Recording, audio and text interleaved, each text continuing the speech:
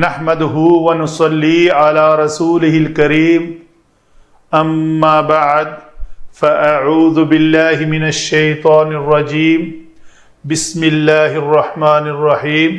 پہلے تو یہ ایکسپلین کرتے ہیں کہ اجتماع ساکنین فی علم التجوید، علم تجوید میں دو ساکن اگر اکٹھے آ جائیں تو ان کے ساتھ کیا سلوک کیا جاتا ہے۔ تو قاعدہ ہے کہ اگر دو ساکن میں سے پہلا ساکن حرف مدہ ہو، یہ الارض حمزہ وصلی تھا، حمزہ کا زبر نہیں پڑھنی تھی، لام ساکن آیا، پھر پہلے اس سے کیا ہے، یا ساکن ہے اور یہ یائے مدہ ہے، تو اس یائے مدہ کو ہم مدہ نہیں کریں گے، اس کو فی الارض کی بجائے فی الارض یا کا مدہ نہیں ہوگا۔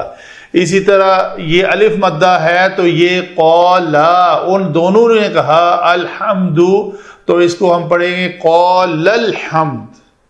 تو ایک بات، پہلا اصول کلیئر ہوا کہ اگر دو ساکن میں سے پہلا ساکن مدہ ہو تو مدہ نہیں کریں گے، چاہے الف مدہ، واو مدہ یا مدہ ہو۔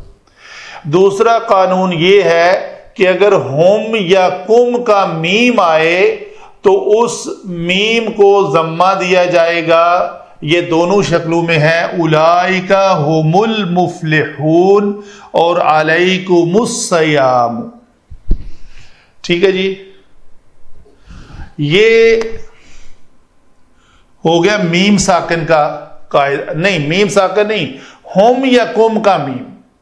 تیسرا قاعدہ ہے اگر واو لین فعل جمع کی ہو، شرط ہے ساتھ میں، واو لین جمع کا صیغہ ہو اور فعل ہو، یہ کیا ہے جی، آتاؤ، تو اس کو ہم نے ضمہ دینا ہے واو کو، تو یہ پڑھیں گے آتاؤ الزکات۔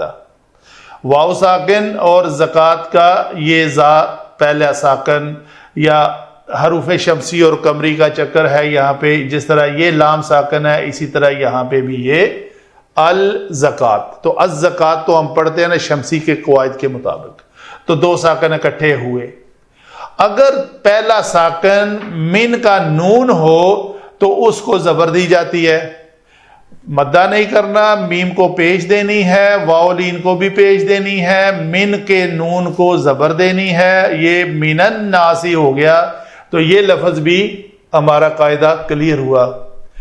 چوتھا قاعدہ ہے الف لام میم سورہ آل عمران میں صرف ایک لوکیشن ہے کہ اگر اس کو آگے والے اللہ کے لام کے ساتھ، اس میں جلالہ کے ساتھ ملا کر پڑھنا ہے، تو اگر وقف کرنا ہے آپ نے الف لام میم اللہ لا الہ، لیکن اگر آپ نے اس حروف مقطعات کو اس میں جلالہ کے ساتھ ملا کر پڑھنا ہے تو پھر اس میم کو زبر دی جائے گی۔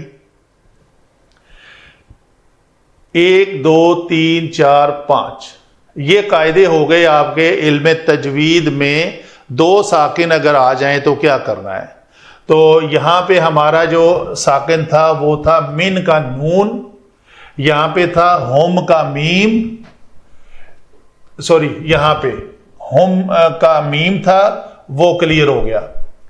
اگر ان کے علاوہ، ان 5 لوکیشنز کے علاوہ اگر جو دو ساکن اکٹھے آ جائیں، لو تھا واو لین ہے لیکن آگے ہے اجتماعو، جیم اور واو دونوں اکٹھے ساکن آ گئے، تو ان کے علاوہ کوئی بھی کنڈیشن ہوگی تو ہم اس کو کسرہ دیں گے، لو اجتماعو یہ پڑھا جائے گا۔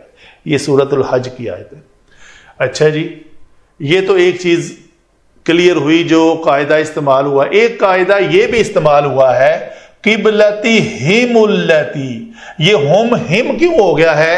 ہا ضمیر کا ماقبل کسرہ یا ساکن ہو تو اس ہم کو ہم کیا جاتا ہے، یہ ہا کے نیچے کسرہ آ گئی۔